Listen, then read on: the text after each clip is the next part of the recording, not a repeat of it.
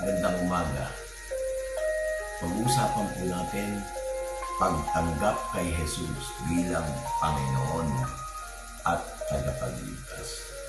Noong July 4, 1973, tinanggap ko po si Jesus Christ. High school pa lang ako naman. Minsan dumaan ako sa mga pagsubok kung talagang tinanggap ko si Jesus. Nandun na po tayo. Nandun na rin yung hindi ka sanay mag-isa. Talagang nilagay ka ni Lord sa talagang pagsubok na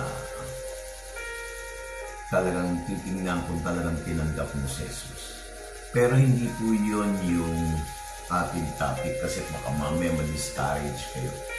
Ang sikreto po ng buhay para tumibay ang ating pananampalataya ay ang pagbabasa ng salita ng Diyos.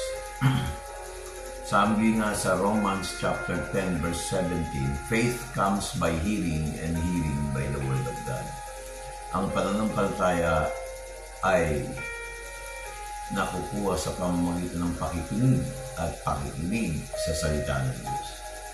Ngayon po, ang pag-uusapan po natin, paano tanggapin si Jesus. Number 1, kailangan po natin malaman na tayong lahat ho ay makasalanan. Binayaran ni Jesus ang ating mga kasalanan, lahat-lahat, at binigyan tayo ng buhay na walang hanggan. Sabi po rito sa Romans chapter 6, verse 23, for the wages of sin is death, but the gift of God is eternal life through Jesus Christ our Lord. Sapagkat ang kabayaran ng kasalanan ay kamatayan, datapwat ang kaloob na walang bayad ng Diyos ay buhay na walang hanggan kay Kristo Jesus na Panginoon natin. Mga kapatid, hindi po lahat na nagsasabing Panginoon natin ay ligtas. Kailangan natin siyang tanggapin bilang Panginoon. Ang demonyo nga naniniwala pero nanginginig pa, nangangatalo pa. Kaya hindi basta-basta maniwala lang, manampalataya. Number 2, kanina sabi ko sa inyo, tayo dapat ay i-recognize natin na tayo lahat ay makasalanan, binayaran niya ating kasalanan, binigyan niya tayo ng buhay ng walang hanggan. Yung pangalawa naman, si Kristo ay sinugo ng Ama para magkaroon tayo ng buhay na walang hanggan. Pinag-pray na tayo, mga kapatid. Alam niyo ba, hindi pa tayo pinapanganak, pinag-pray na tayo ni Jesus, ang Kristo. Pakinggan niyo to. Ito yung prayer ni Jesus Christ na naka-record. No? Sabi ni si Kristo ay sinugo ng Ama. Sabi ni Jesus sa Ama sa langit, ito yung panalangin niya. And this is life eternal, that they might know Thee, and only true God, and Jesus Christ, whom Thou hast sent.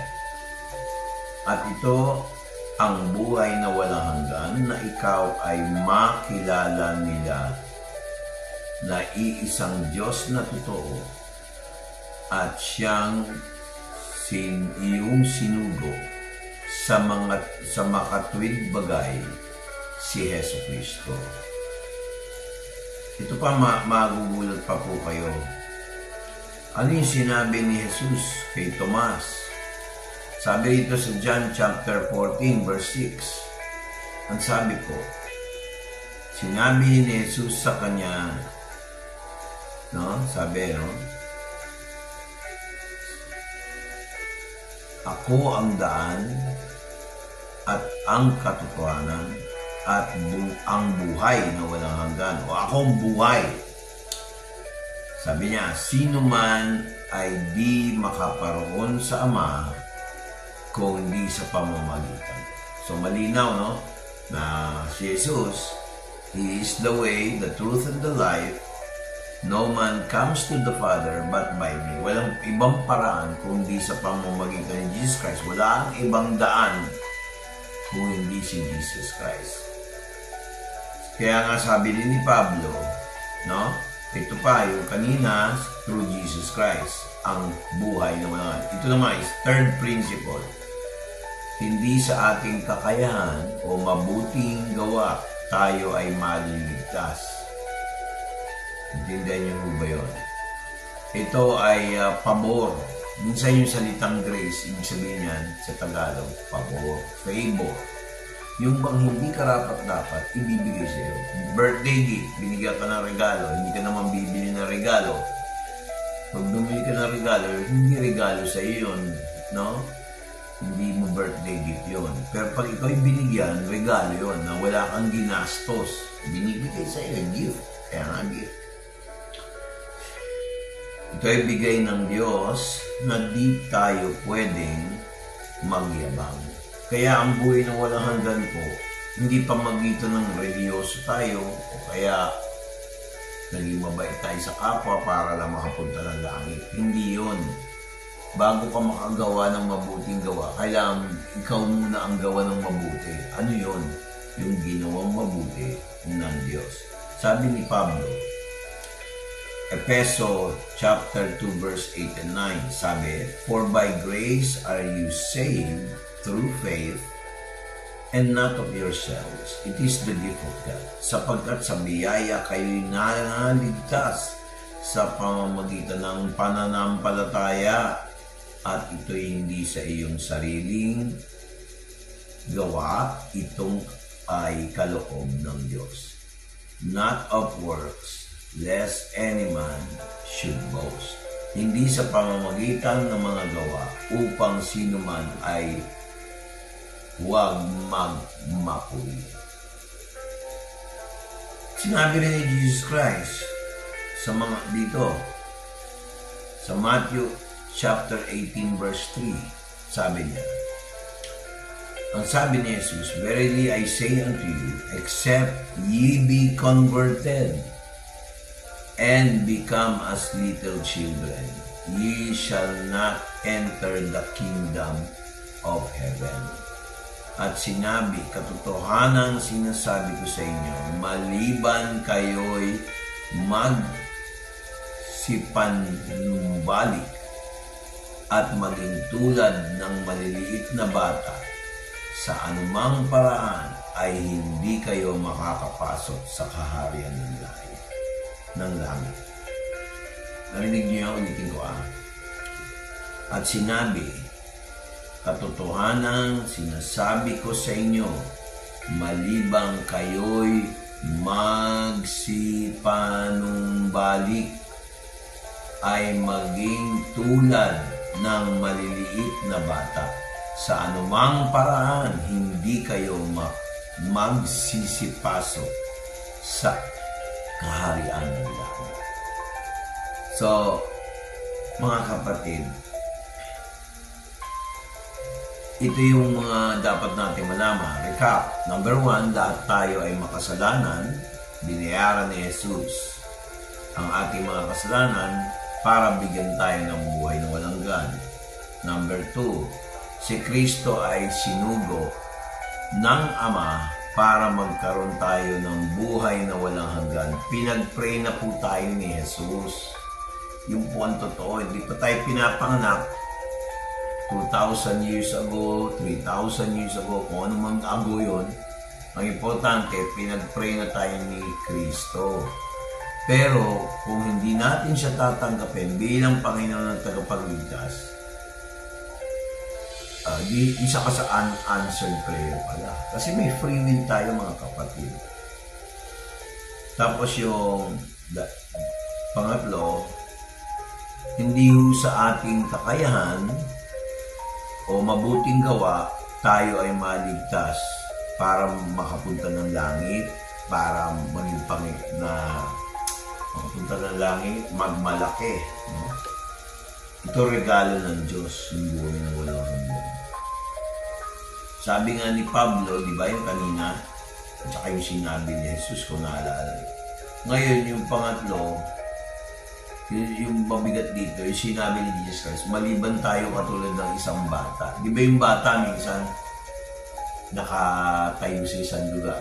Bigla sasabihin mo, tumalong ka, nakagalan yung kamay mo. Hindi yung magdududa, tatalon yan para masalo mo. Kasi hindi siya nagdududa doon sa kakayahan niya. Tumalon siya, hindi siya nagkaroon ng duda doon sa kanyang tatay. Ganun din po tayo.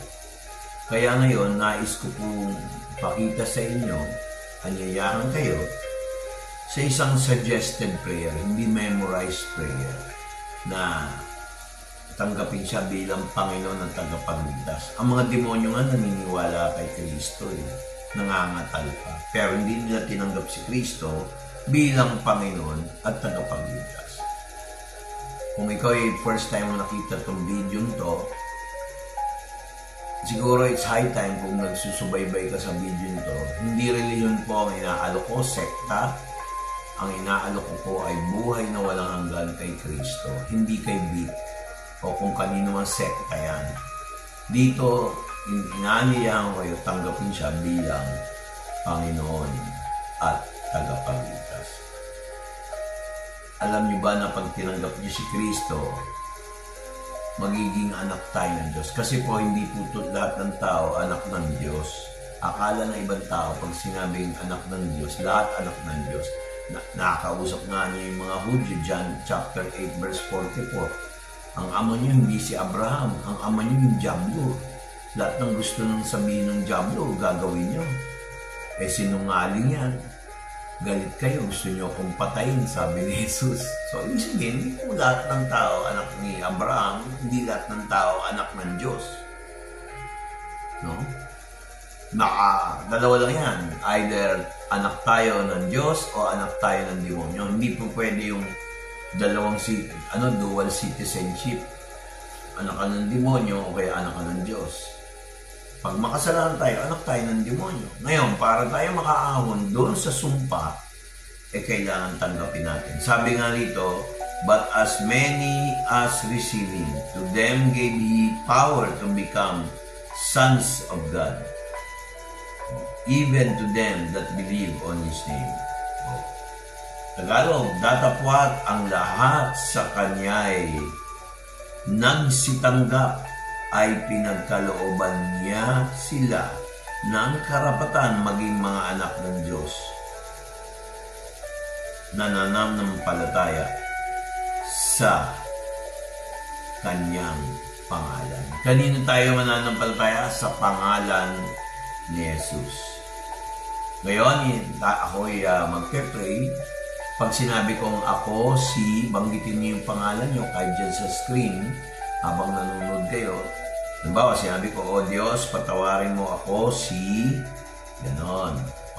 O kaya, pag nagpe-pray po ako, halimbawa, sinabi ko, O Diyos, sasabihin niyo naman dyan sa bahay niyo, o kung saan opisina niyo, o eskwelahan, o kung saan man lugar kayo ngayon nanonood. O Diyos, patawarin mo ako. Uulitin yun. O Diyos, patawarin mo ako. Pero kailangan po, pag pinag-pray nyo itong prayer na to, o sinabayan nyo ako, gawin nyo itong prayer nyo, namnamin nyo naman. Hindi pwede yung dinasalam, parang ni-recite lang. Hindi. Pag i-pray nyo to, parang prayer nyo for the first time in your life. Malamang nga, pag pe-pray nyo ganito, ay papakinggan ng Diyos. Masaya ang mga anghel sa langit sa isang taong nagsisisi ng kasalanan. Minsan gusto mong magbago, hindi ko magawa. Sabi nila, di ba? Gusto kong magbago pero di ko magawa. Gusto kong magbago pero di ko magawa. Magagawa mo lang yan sa kapangyarihan ng banal na Espiritu. Sa kapangyarihan ng banal na Espiritu ng Diyos. So, ganito yan. Manalangin na po tayo. Inaanyayahan ko na po kayo na manalangin ito. Sapagat sa Diyos, walang imposible. Tayo manalangin. O Diyos, patawarin mo ako, isang makasalanan. Nauunawaan ko na namatay si Jesus sa krus ng Calvary para sa akin upang bayaran ang mga kasalanan ko. Sinasadya at di sinasadya. Binayaran mo, Jesus, ng iyong dugo ang lahat-lahat ng pagkukulang ko. Nabuhay muli si Jesus para bigyan ako ng bagong espiritu, buhay na walang hanggan. Tinatanggap kita, Jesus, bilang Panginoon at tagapagligtas mula ngayon sa araw na ito. Salamat at binigyan mo ko ng karapatan maging mga anak, maging isa sa mga anak mo. Amen. Kung yan ay pinag-pray mo ngayon, yung prayer ko, ikaw ay ligtas mula ngayon sa araw na ito. Sabi nga ni Jesus Christ sa John chapter 3 verse 3, you must be born again. Sabi rin ni Jesus, gayon na lamang ang pag-ibig ng Diyos sa sanlibutan, kaya't ibinigay niya ang kanyang bugtong na anak. Ang sino man manampalataya sa kanya ay di mapapahamak kung hindi magkakaroon ng buhay na walang hanggan. For God so loved the world that He gave His only begotten Son, that whosoever believes in Him should not perish, but have everlasting life. I hope ito po ay mensaheng manamnam nyo, katulad ng isang bata, may power po yan. Hindi ho ako, si Jesus Christ, my power. Father God, lahat ng espiritu ng unbelief, espiritu ng rejection, espiritu ng duda at pride, tinatanggal ko yan sa pangalan ni Jesus mula sa start ng video hanggang matapos tong video ito. Baguhin mo ang mga buhay ng tao, Lord God, kagaya ng ginawa mo sa akin. Father God, it is high time na yun, Lord, na mag-respond ang mga tao kung sino ka, Ama.